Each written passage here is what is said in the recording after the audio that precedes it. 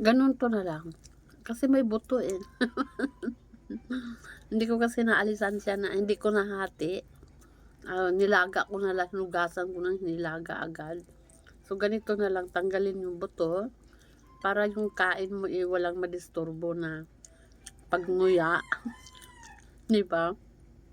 O, ganito na lang. Diba?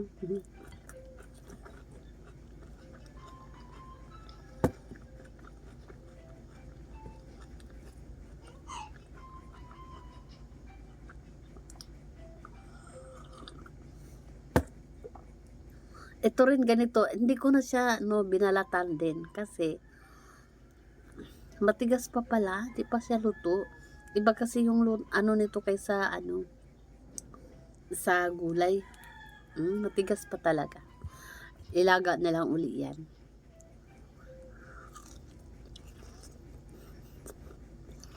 Kasi ito mabilis lang din ito.